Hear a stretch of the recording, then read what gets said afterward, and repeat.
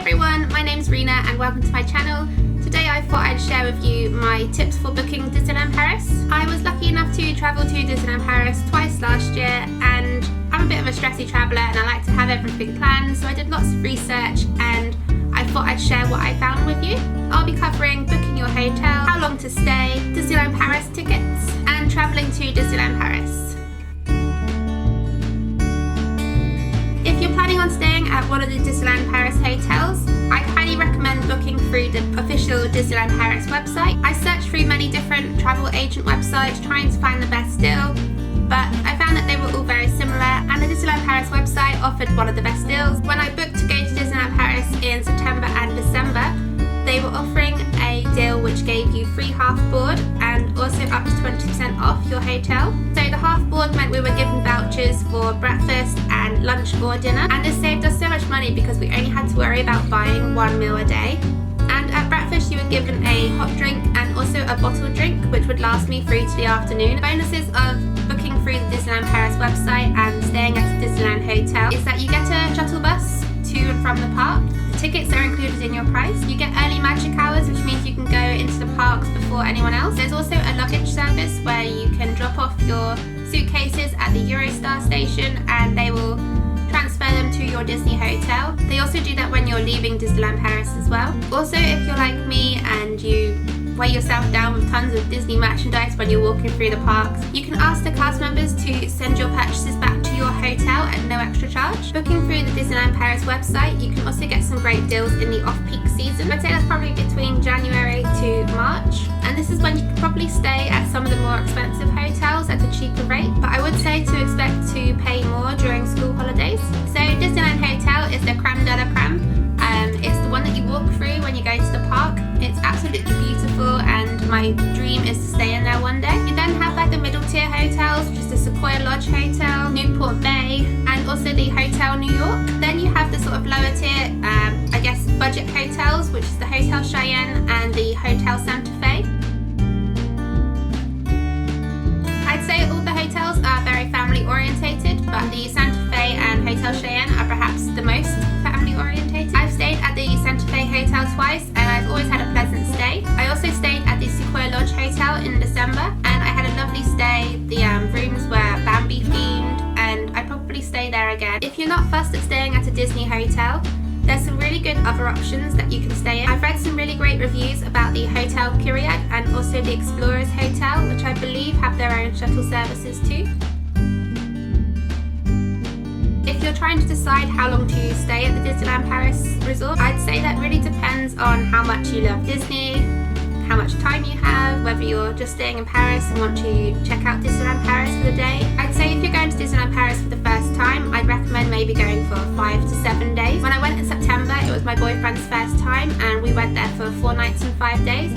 And that was plenty of time to get around the whole park, go on every single ride that we wanted to go on, and it also gave us time to explore the shops as well. Our trip in December was for 2 nights and 3 days, and although it was a bit of a squeeze, we still managed to get all the rides done that we wanted to go on, but we did feel a little bit rushed to try and get all the shows fitted in. There were so many shows at Christmas. So if you just want to go for the experience, or if you're not that fussed on rides, I'd probably recommend going for about 2 to 3 days.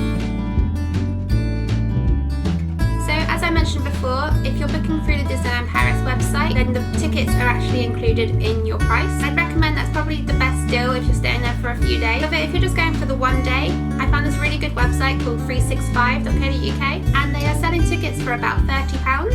However, if you're planning on going for more than a few days and also you might be coming back later in the year, then I suggest to get an annual pass. It might sound crazy, but the price of the annual pass could actually be cheaper than buying single tickets every day. Plus, you also receive discount on merchandise, you get discount on hotels, and you can also get cheaper tickets for your friends and family if they're there with you on the day. So there's lots of ways of travelling to Disneyland Paris depending where you're travelling from.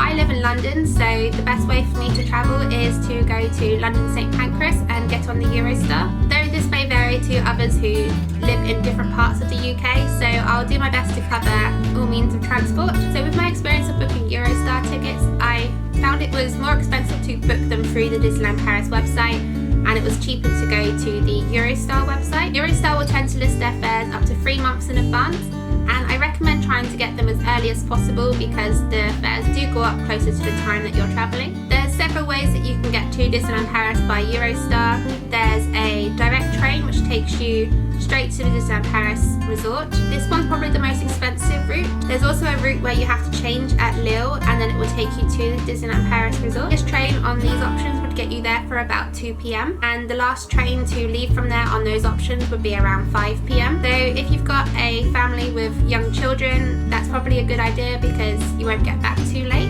If, like me, you want to make the most of your time at Disneyland Paris, then I'd recommend travelling to and from Paris Gare du Nord. You can travel via the RER train. Ticket price is €7 and it's still cheaper than getting the train direct to the Disneyland Paris resort. There's only one extra change. This meant that we were able to stay at the Disneyland Paris resort until 7 p.m. and we then got our train from Paris at 9 p.m. back to London St Pancras. If you live closer to an airport rather than the Eurostar in London or Kent, then perhaps a flight might be a cheaper and faster option. You can also book to travel from the airport to Disneyland Paris with the magical shuttle bus. Or you're travelling with a family or you've got a big group of friends and perhaps you'd prefer to drive. The Eurotunnel in Folkestone or the ferry from Dover to Calais are both really great options. If you book in advance, you can get some really good deals, some as little as £70 each way on the Eurotunnel, or you can get a ticket for the ferry which is £80 return. Also, it does work out cheaper if you're going with a family or if you're travelling with friends and you perhaps want to split petrol. So that's all my tips and advice that I can remember right now.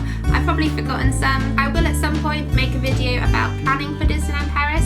But if you found this video helpful, please give it a thumbs up and please leave a comment down below if you have any questions or if you have your own tips and advice for booking for Disneyland Paris. Please also remember to subscribe if you'd like to see more and hit the notification bell to know when my next video is up. Thank you for watching and I'll see you in my next video.